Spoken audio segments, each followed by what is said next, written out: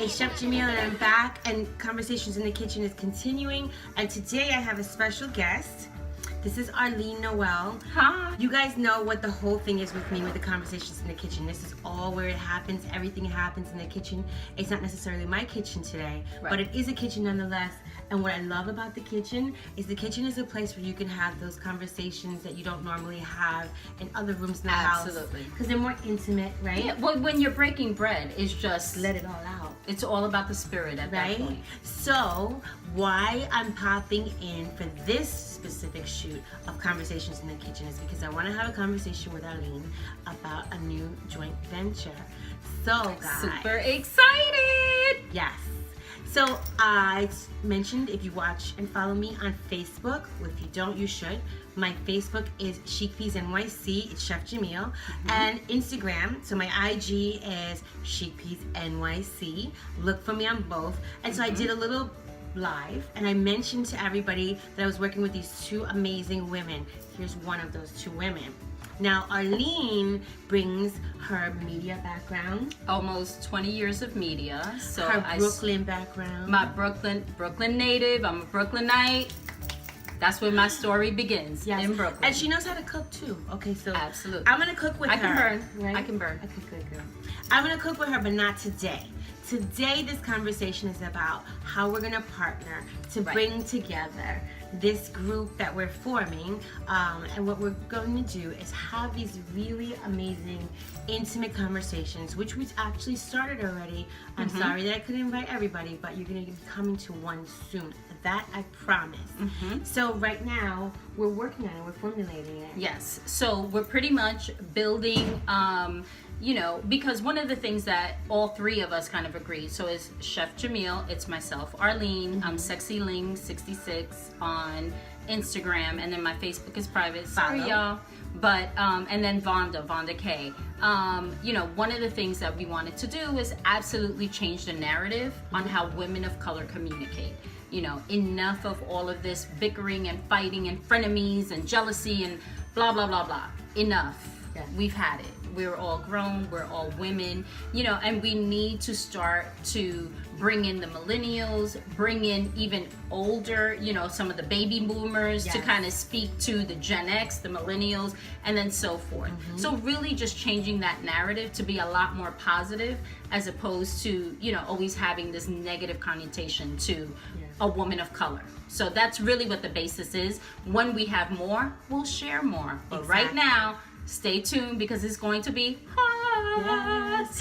So one other thing I do want to share with you, because you guys know me already, when I have these conversations in the kitchen, there's always food, or at least there's always watermelon water, but today there isn't. Today there's wine. Well, no, we have food. Oh my God. No, we don't have it right now though. Right. But we ate, I'm sorry guys, we ate our food already. We're having the wine section of our little afternoon. Yes. And we're sitting in the window collecting some of this beautiful sunshine, because you guys know spring is a little bit delayed. Somebody keeps ordering winter. I don't know what that's about. I don't either. But, you know, we're coming to it. We're coming. We got sunlight in the window. We got sunlight in the window. So we're taking that in, and we just decided to pop in and share a moment with you and have a little conversation in the kitchen. So while I'm here with you guys, I want to do this with Arlene, because this is for a CHICpea segment of Conversations in the Kitchen. So one of the things, Arlene, that really absolutely like drives me nuts, when we as women of color, right? When we come into a space, whether it be corporate or entertainment, whatever have you, when it's a room full of people who are not of color, right? And there's only two of us. I've had the experience, and I don't know if you have too, and I found out that this goes across Gen Xers or millennials. So it's multi-generational. Multi-generational. But what happens is we ignore that other woman, or they ignore us, and that dynamic has never sat well with me. Like, what is it that you come in the room and you see another woman of color? Why don't you acknowledge her? Well, I mean, I can't speak for all women, right, obviously, but I am a woman of color. And, you know, I think a lot of times it's that insecurity that depending on how they've already prejudged you. And again, I'm not This is not clinically speaking. I am not a licensed We therapist. know no doctors. Go get your therapy somewhere else. Absolutely. We can recommend we're somebody. We're only having these discussions this is to our kind talk. of, you know, really talk about shared experiences and our thoughts. But I think that, you know, those are that person's insecurity. When they're not recognizing you is because they've already prejudged you. So they've already thought something of you. Yeah. And if they acknowledge you and you're the only two in the room, then it's like by virtue of acknowledging you, I'm guilty by association. Yeah. So whatever I've thought about you, I've already condemned myself, you know, because if you were hot, or if I thought something, you know, oh my God, that woman looks amazing, I'd be like, hey. But the minute someone's not acknowledging you, that means they've already judged you.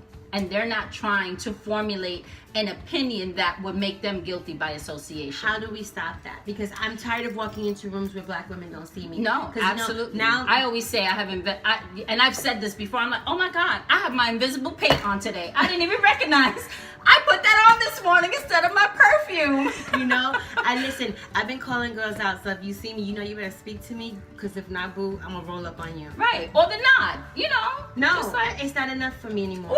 Ooh, okay. No, I walk right up to you and I'm like, hey, what's up?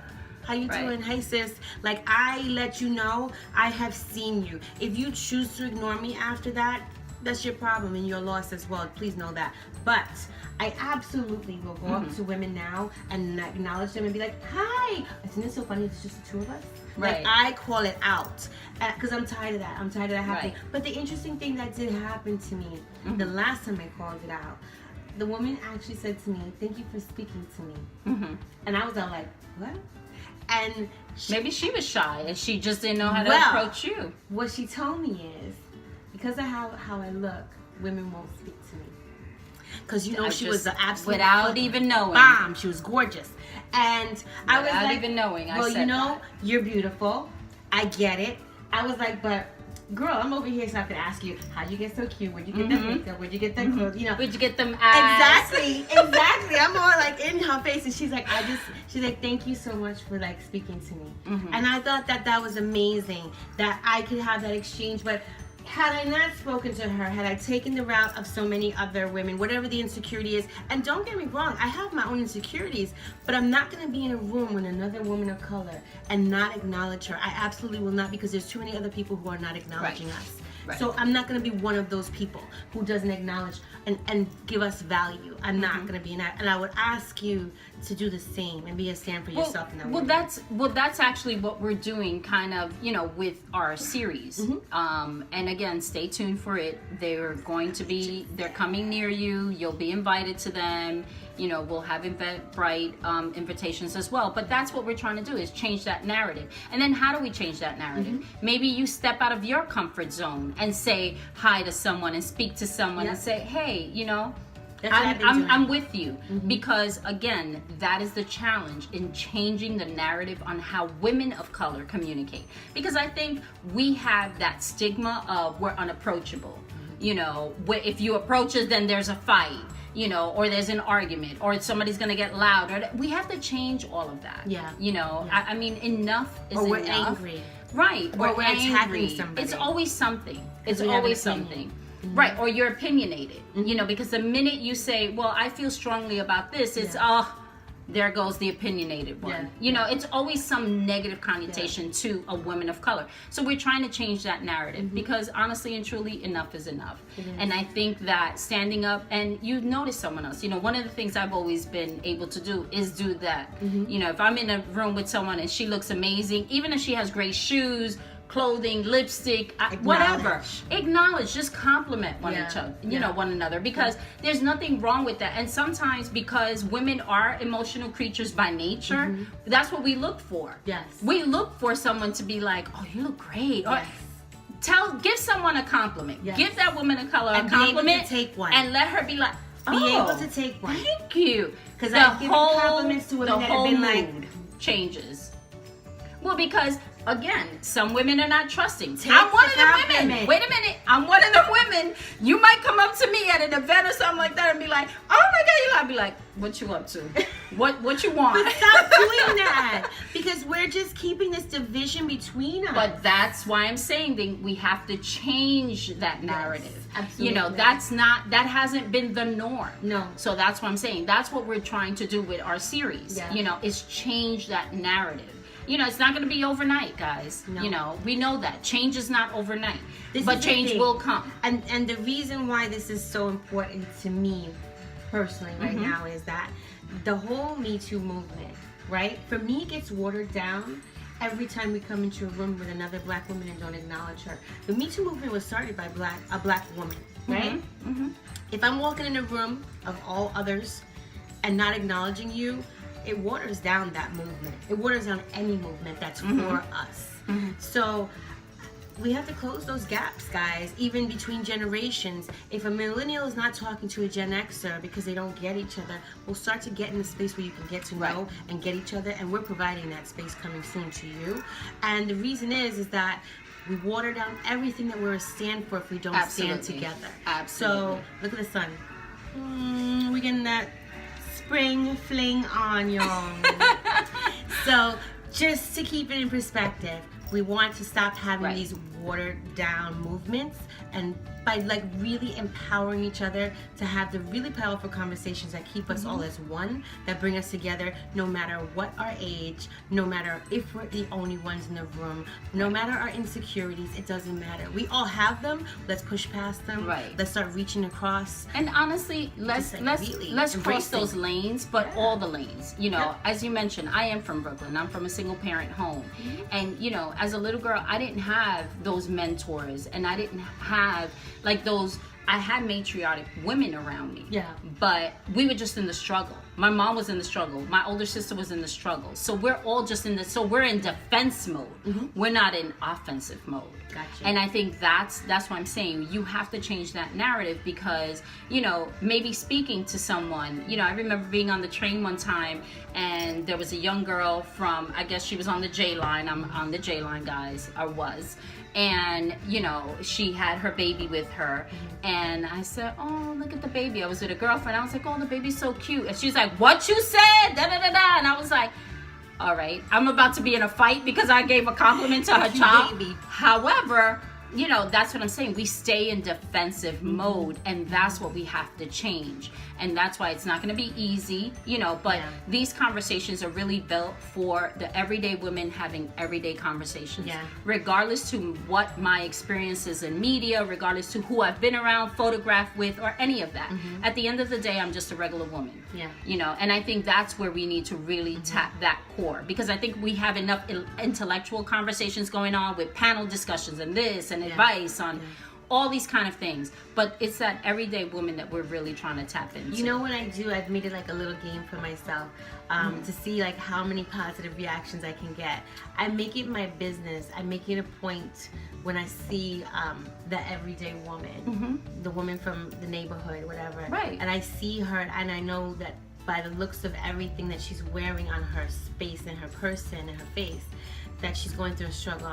I look at her and I say, hey, beautiful, you look amazing today. Or I'm like, you know, keep doing what you're doing, whatever. I just say something positive that just takes them out of their zone. And I've gotten some, like, I've gotten people actually that stand still and like, and then I'm like, I'm talking to you. Yeah, I see you. I see you, and I want you to know I see you, and then I'll keep it moving. And you know, one girl just stood there and smiled, and she didn't move. Like she was in shock that she had never heard that. And that's what I'm saying. I mean, it's those little things with everyday women, because you know, at the end of the day, these women may not have the means to pay the $100, the $75 to attend a seminar of empowered women who are going to sit there and give you their experiences on, you know, what their careers have been. I mean, I applaud, I applaud them all. However, we're just talking about that everyday woman who just needs a kind word, so we change that narrative, so we change her perspective on how she looks at the world, and not so that the world is so against her. The world isn't against you, boo, and we need to change that narrative. we're all for you. And we're for the spring sunshine that's coming. Absolutely. Right that now. I pray is coming. Girl, That I pray yes. is coming. Cheers I'm actually to that. sweating Cheers right to now. that. But cheers. We love you. We're coming back soon. Thank you for watching and popping in. This is Conversations in the Kitchen. Chef Jamil and Arlene Noel. Look out for our series coming up. Woman to Woman. We got